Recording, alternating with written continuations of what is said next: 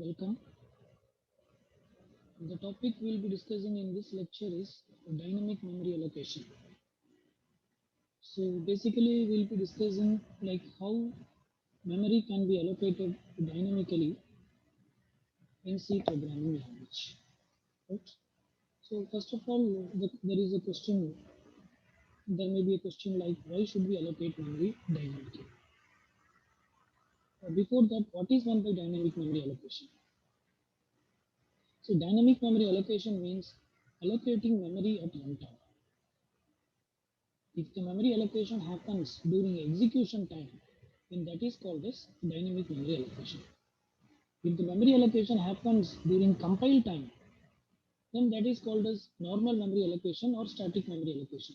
If, say for example, uh, say say for example, in a C program, we are writing like this: int s. So this means that s is a variable of type integer. So it means that if this is an instruction to the compiler. The programmer is instructing the compiler to create a variable called s, and some memory should be allocated for s, and this s requires 4 bytes of memory. So maybe the starting address is 4000, and and so I mean starting from address 4000 to 4003 will be allocated for this variable because int occupies 4 bytes. Okay. So when you allocate memory like this, that is called as static memory allocation. Okay? But sometimes what happens in the sense we don't know how much memory is required. Right? So say the program may use either 5 variables or 10 variables or 100 variables or 1000 variables. It depends. Initially, I don't know how much it will need. So in that case, what you can do is you can use an array. So So the context is the number of variables required may vary depending on the program flow.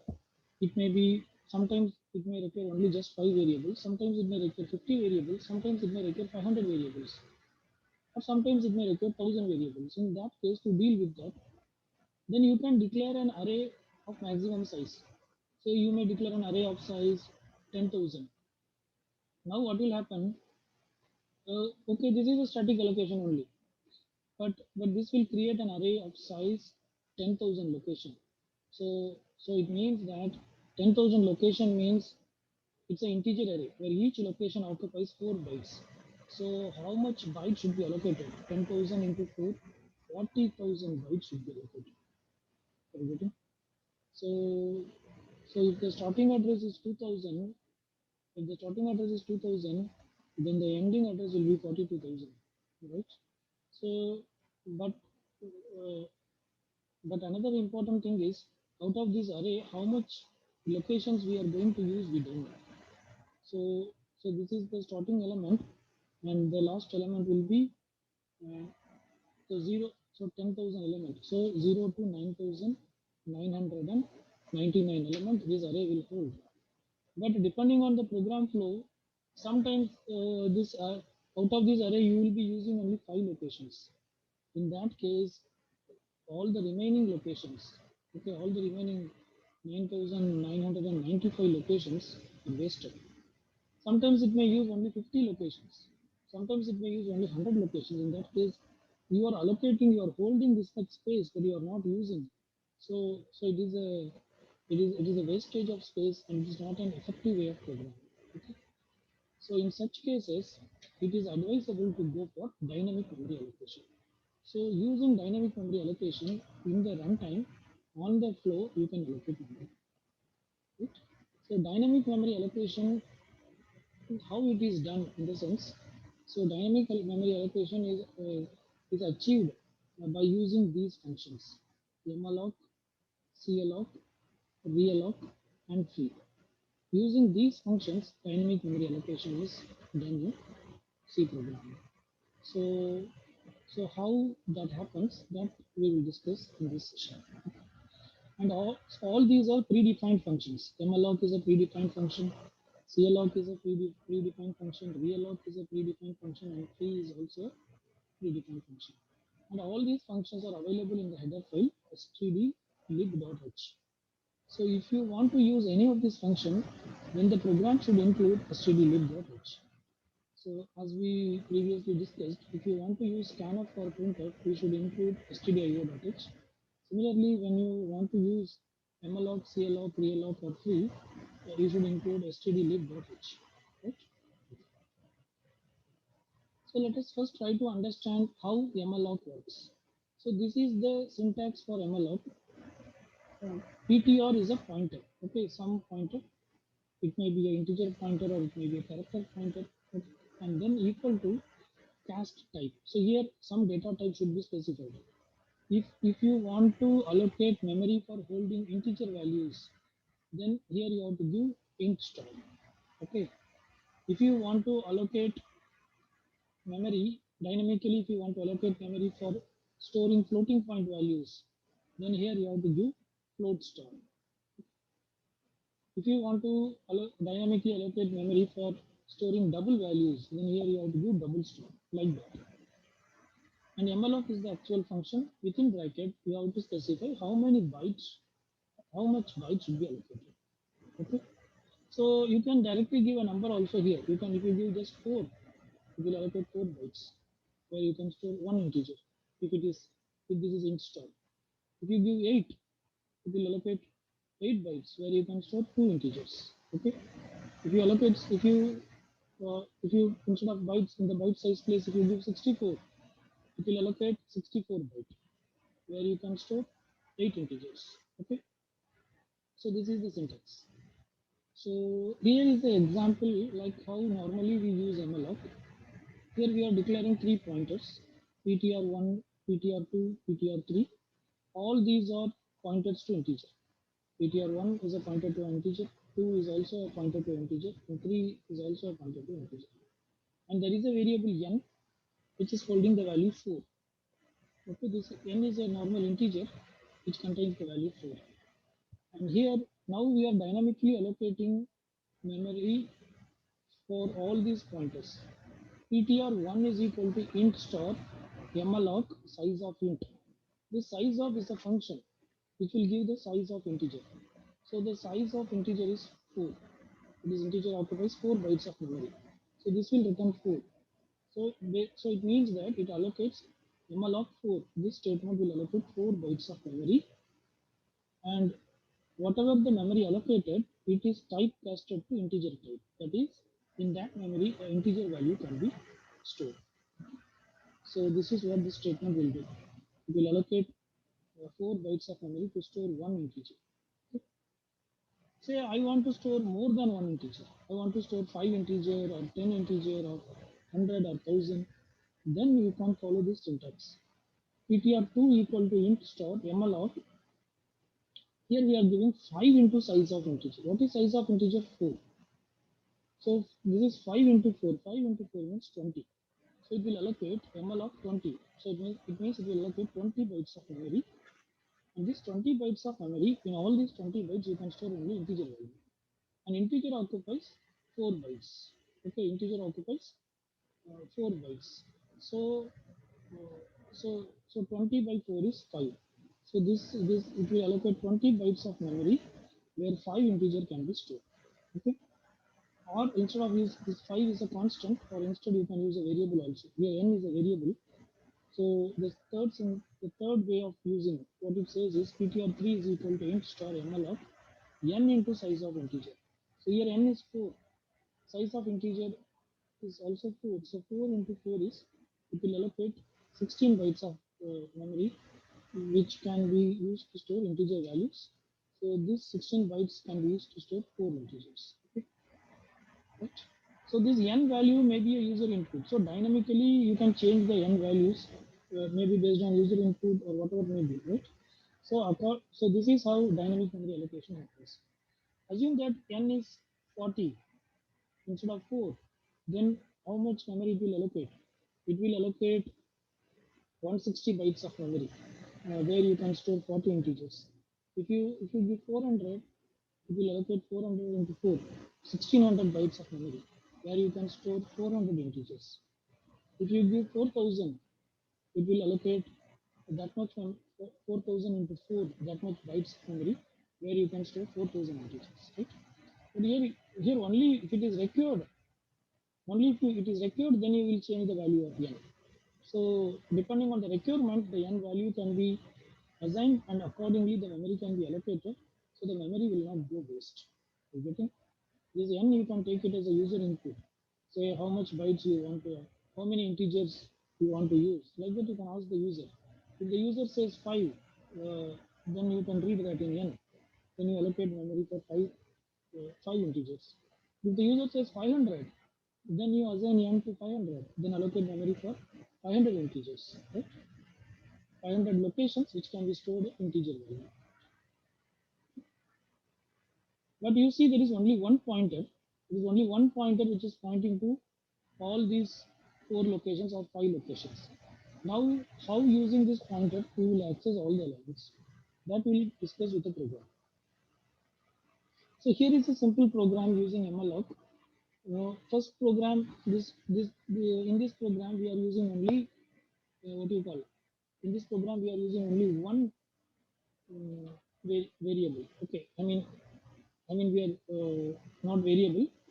Uh, we are using a pointer which creates memory to hold only one integer.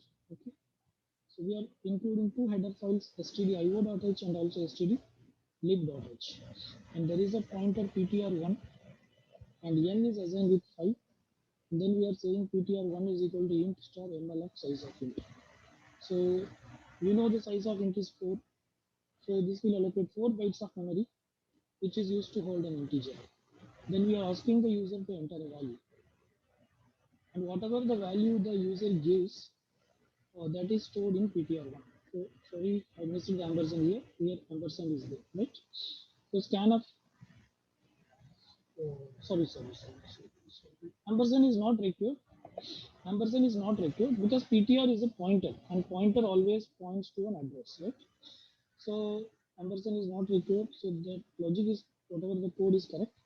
So what happens in the sense ptr is equal to int star ml of size of int means 4 bytes will be allocated, and that 4 byte will be pointed by the pointer ptr1.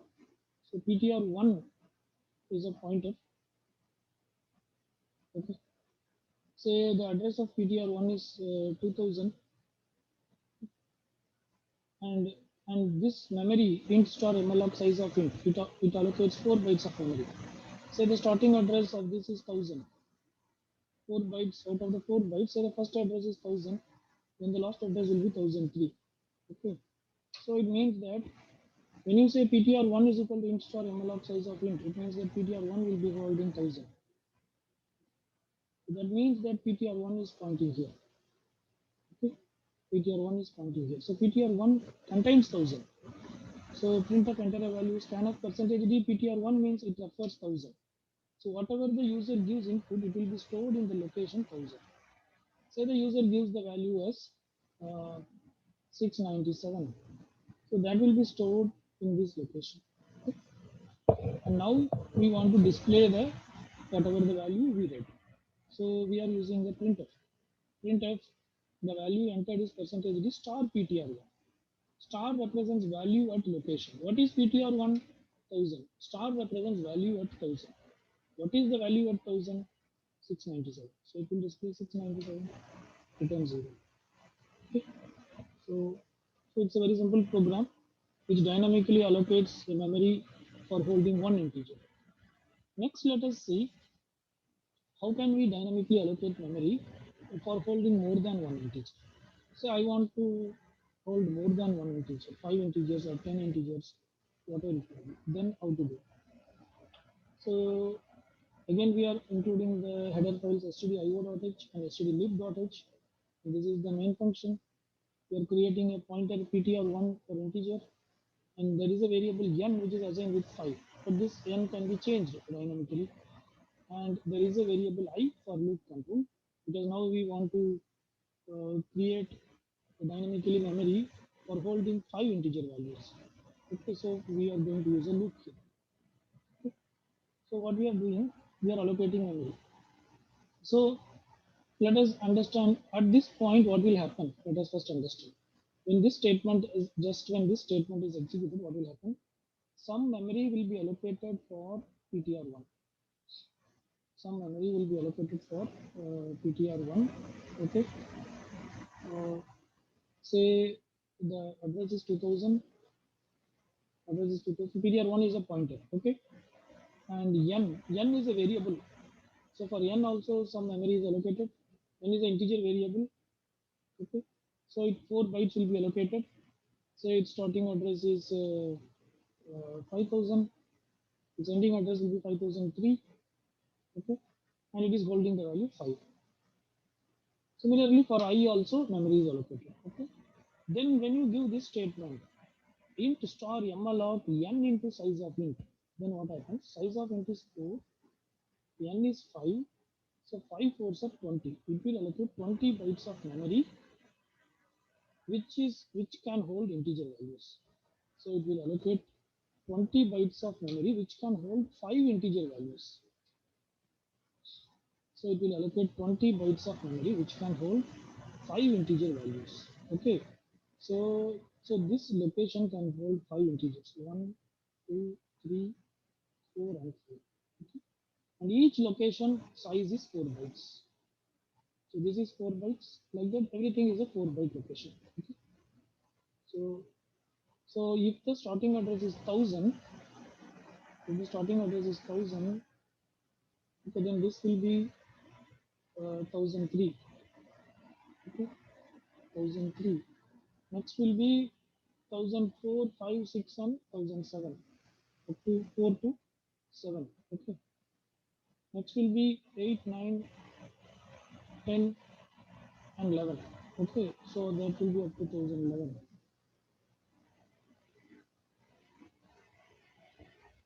Okay. Next will be 12, 13, 14, up to 1015. Next will be 16, 17, 18, 19, 1019. Okay. So like that, the memory is allocated. Right. So this is 1015. Uh, this is 1003. This is 1007. Okay. This is 1007. This is 1011. So this is 15. Okay. So this is how the memory is allocated. Right. And where the PTR is pointing, PTR will be holding the starting address. Whatever the starting address, 1000. Okay. So it means that PTR is pointing to the first location. Okay. Now we want to read the values for all the 4 locations, and then we want to display them. So we are asking the five locations. We are asking the user to enter 5 values. We are running a for loop for I is equal to 0, I less than n, I plus plus. Okay. So if you recollect in the last class, whatever we used, that logic we are using. Scanf percentage d, PTR1 plus I. So initially, what is I? I is 0. What is PTR1? 1000. So what is 1000 plus 0? 1000 plus 0 is 1000. That's it. Okay. Of course, the scaling factor is there. Scaling factor is 4 because it's integer. So 1000 plus 0 into 4 is, it is 1000 only. So the first value, whatever the input the user gives, that will go into this location, 1000 to 1003. So the first input is 12. When the loop goes for the next round, I becomes 1. So now it is 1000 plus 1. 1000 plus 1. But you should use the uh, but you should use that I mean scale factor. Okay, so 1 into 4. So 1000 plus 1 into 4. So 1000 plus 4 is 1004. So the second location is the second location starts at 1004 and it ends at 1007. So whatever the value you give for the second input, say 36, it will come here. Right? Okay. Then the third, when I is 2, it will be 1000 plus 2 into 4, okay, which is nothing but 1008. Okay. So the third input will come here, say 72. Okay. Then the fourth is, it is I is equal to 3. because loop starts with 0. So 0 fourth value is 3. The index is 3. So 3 into, so 2 into 4 is 8. 3 into 4 is 12. So 1012. So here the next value is to say 40. In the last value, fifth value will be stored at fourth index location, which is 1000 plus 4 into 4, which is nothing but 1016. Okay, so 1016, the last value will be stored, say it is 32. Okay. Like this, the inputs will be there. Now say we want to display that. When again you use a for loop, the contents are for I is equal to 0 less than n I plus plus scan of percentage d ptr1 plus I. Before that use star, that's all. Initially I is 0. So when I is 0, it is nothing but this. Okay. So PTR is this.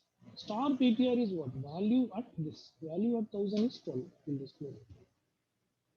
Then in the next round, I is 1. So I is 1 is this 1000 plus 1 into 4 is 1004. So star PTR is value at 1004. What's the value? 36. We will display. Then in the next round, I is 2. Okay. So 1000 plus 2 into 4 is 1008. So that is the address. Star 1008 is value at 1008. That is 72. Display that. Then the next is 1000 plus 3 into 4, that is 1012. So value at 1012 is 40. The next 1000 plus 4 into 4, it is 1060. So there is a star. You can see the star is here. So 1000 plus, that is value at 1016 is 32. Okay. So that is what it will display. So this is how malloc works, right? Okay. So, so there is also another function which is used to, okay, before that, then finally we are giving free of PTR1. This free is a function which is used to free the allocated memory. So whatever the memory allocated for PTR1, so as we have shown in that whatever, so PTR1 was allocated, PTR1 is pointing to locations which can hold 5 integers. So all this memory will be free. So that is what the free will do. Okay. Now PTR is not pointing, even though now PTR is becoming, now PTR is not, PTR cannot access this location. Okay, this because this location is already free. Right? So this is called as dangling pointer. Because originally PTR is pointing here, but now you freed that. It means some other program can use that. So it becomes a dangling pointer. Okay. So this is how we free the memory allocator. Right? Okay. The next thing what we are going to discuss is how to dynamically allocate memory using CLOC. Okay. So C basically provides two functions for dynamically allocating memory. One is malloc, the other one is CLOC. So what's the difference between malloc and CLOC? You may ask. So the difference is, the difference between malloc and CLOC is malloc will allocate memory, but whatever the allocated memory, say here we allocated 5 locations where integer values can be stored, but all these 5 locations, it may have originally, it may have some garbage values. These garbage values will not be cleaned. Say the, as we discussed, say the starting address is 1000 and the ending address is 1019. So this much memory is allocated, 20 bytes, 5 fours are 20. Okay. Now already this location may have some value. Say that this location is having something A, B, C. This is having something 1, 2, 3. So these garbage values will not be cleaned by malloc. It will allocate along with the garbage value. So that is what malloc will do. Okay. But if you allocate memory using CLOC, if you allocate 5 bytes of, I mean, 5 locations where you can store integer values using CLOC, probably say this is allocating from 2000 to 2019. Okay, then what CLOC will do is CLOC will not only just allocate memory. After allocating memory, it will fill all those locations with zeros. After allocating memory, it will fill all those locations with zeros. That is, it will remove all the garbage values and it will fill it with zeros. Okay. So this is the difference between malloc and CLOC. CLOC will allocate just memory.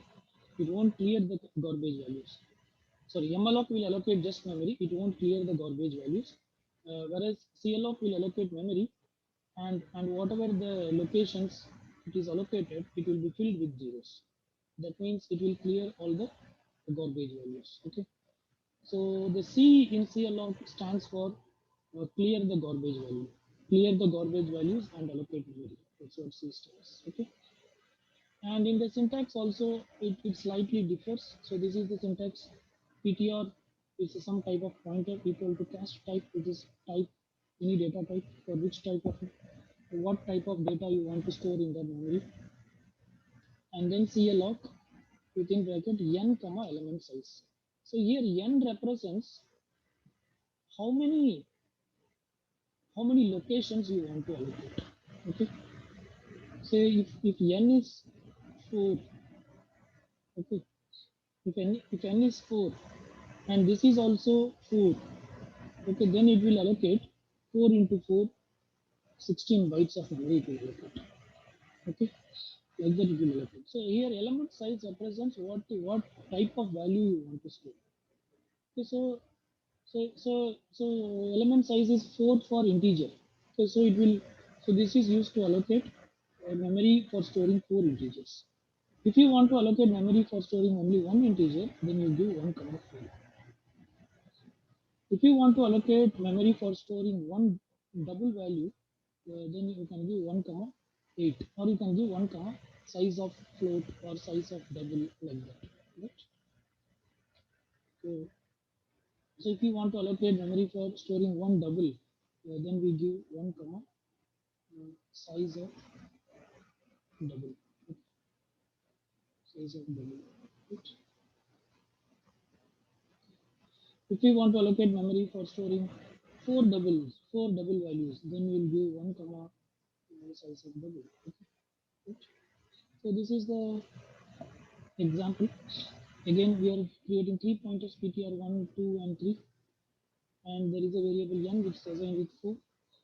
Okay, if you want to allocate memory for holding only one integer, then you do like this: ptr1 equal to int star cloc 1 comma size of integer. The size of integer is 4.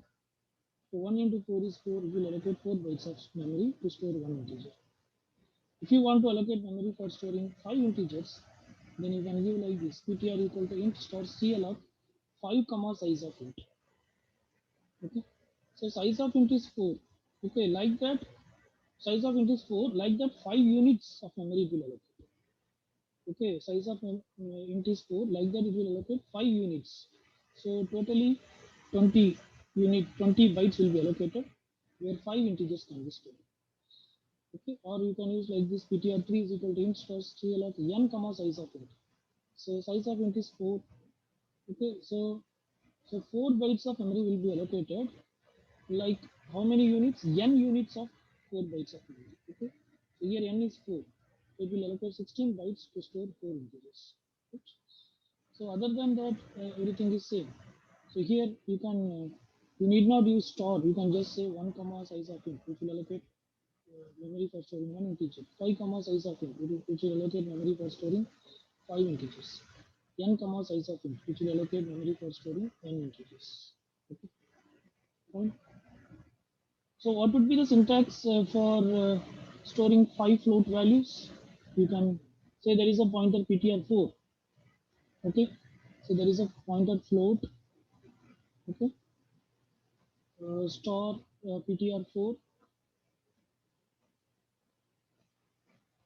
Now, how will you write the code to allocate memory, to dynamically allocate memory for storing 5 floating point values?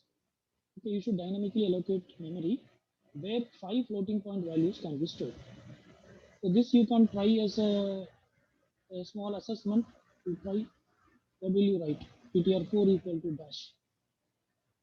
ptr4 is equal to dash. You can try this. Okay. What will you write? Check. So here is an example code for cloc. Oh, sorry, this is not M. This is C. Okay. Here is example code for cloc. hash include stdio.h, stdlib.h, and there is a pointer ptr1. N is assigned with 5, and this loop variable I is there. Okay. Then okay, okay. There is a loop variable I, and then we are saying ptr1 is equal to int star cloc n comma size of int. So what this will do? This will allocate size of int is what is size of int is 4. So it and n is 5. So it will allocate n units of 4 bytes of memory. Okay, that is, it will allocate 5 units of 4 bytes of memory, which is nothing but 20 bytes. It will allocate 20 bytes of memory for storing 5 integers: 1, 2, 3, 4, 5. It can hold 5 integers: 1, 2, 3, 4, 5. Okay, and the starting address, say the starting address of this entire unit of memory is 2000. Then ptr1 will be holding 2000. Okay, ptr1 is the pointer. So this pointer ptr1, now it will hold the value 2000. So it means that ptr1 is pointing to this location. Okay. Now how to read the values and display? It's very similar like malloc. There is no difference. Only the syntax changes. Okay. So ask the user to enter 5 values. Then for I is equal to 0, I less than n, I plus plus, scan of percentage d ptr1 plus I. So the explanation is very similar. ptr1 is 2000, so I is 0, so which means the first value will go to 2000. Okay, here. And the second value, by the time I will become 1, so ptr1 plus 1 is, that is, scale factor is 4. So 1 into 4 is 4. So 2000 plus 4 is 2004. So the second value will go here. Okay. And the third value, I is 2. So the scale factor is 4, 2 into 4, 8. So 2000 plus 8, 2008. Third value will come here. Okay. And the fourth value, I is 3. Uh, I is 3 and the scale factor is 4. So 3 fours are 12. PTR1 plus 12. Fourth value will come here. And the fifth value, I is 5. Scale factor is 4. Okay. Sorry, I is 4. I is 4. For the fifth value, I is 4. Scale factor is 4. 4 into 4, 16. So PTR1, that is 2000 plus 16. So the fifth value will come here. And then we display, instead of using just ptr1 plus I, you add a star inside. Star represents value at location. When I is 0, star ptr1 is 1000, so value at 1000, this will be printed whatever it here. Then ptr1 plus 1, that is 2000 plus 1 into 4, that is value at 2004 will be displayed. Okay. Then ptr1 plus 2, that is 2 into 48, value at 2008 will be displayed. So on and so forth. It continues. Okay. And finally, we free this memory through this syntax free of ptr1. Now this entire memory will be free. Okay. So, and ptr1 becomes a dangling pointer, right? So return 0. That's it. So whenever you dynamically allocate memory, it is always advisable to free the memory. Okay. Why we are freeing means it's a good programming practice, because some other program may want memory. So operating, it is a signal to the operating system that I no more want this memory. It means that it is reserved for this program, but this program is telling I am done with whatever I am doing. If operating system want to use this memory for some other purpose, it can proceed. That is what the meaning of free. Okay, fine. So let us stop here. You can try these programs, and in tomorrow's class, I will show you the execution of this program.